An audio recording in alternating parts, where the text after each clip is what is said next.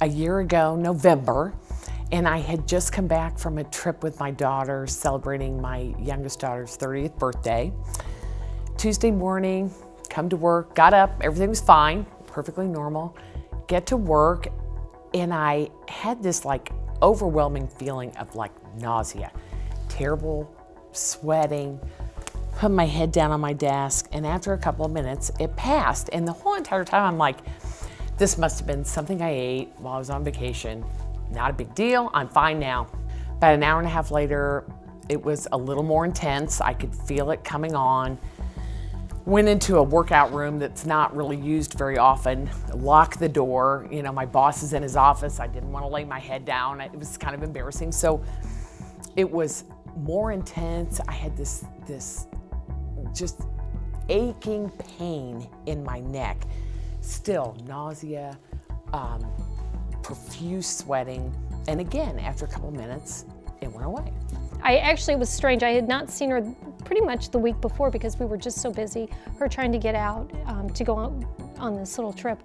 And so I just, about, I don't know, 12:30, I thought to myself, gosh, you know what, I haven't heard from her. I didn't even make it over in the morning to kind of say, hey, how was your trip or anything. So I thought I better go over there and make sure she came in.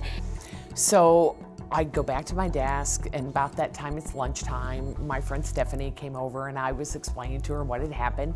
She's kind of telling me about these two incidences she had had earlier in the morning, and I'm looking at her, and she's kind of discounting them. You know, like, yeah, you know, I just had this, it's strange, but I feel fine. I feel fine. She kept saying, I feel fine. And I'm like, well, it doesn't sound fine. And I go, I'm a little concerned. I said, have you checked your blood pressure? And she's like, no, you know, it kind of passed, I'm okay.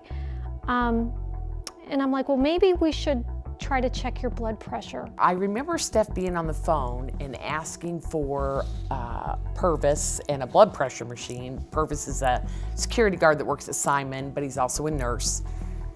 It's really the last thing I remember of being conscious.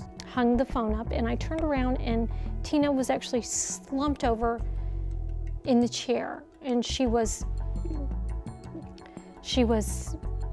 sweating.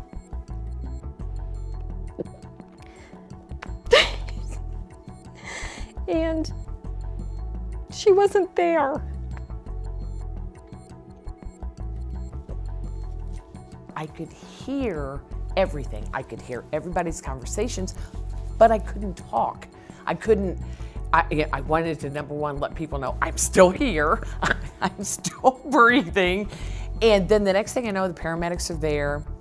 They put her on the gurney, and she was again alert, talking, laughing, kind of, you know, like, what? I don't know what happened. Same as before, I woke up, and they put me on the gurney, take me out to the ambulance, and very sweet paramedic. They hook you all up, and she said the good news is I don't think you had a heart attack. She said when all of a sudden you were all over the place. So I just kind of stayed at work for a while and just kind of, you know, took it all in. And Kevin called me and told me she had had a heart attack. I couldn't talk, but I could hear her saying, I have a 55-year-old female in cardiac arrest, and I'm like, your immediate thought is, this is not happening to me. And it's weird things. It's like, oh my God, my husband doesn't know the codes to the computer. I didn't finish this at work. And then I started thinking about my family and Adam and being so young. He has two older sisters, and I knew that they would be fine, but it was Adam. I just was like, I'm not ready. There's so many things I haven't told him, you know, and then you pray.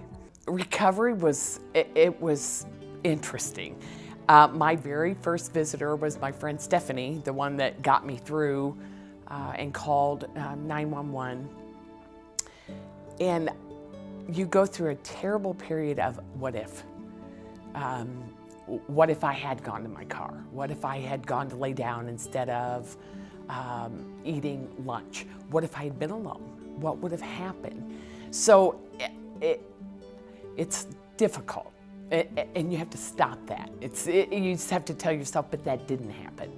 And then I read a lot about the heart, the things that I didn't know about. You become a little obsessed about it.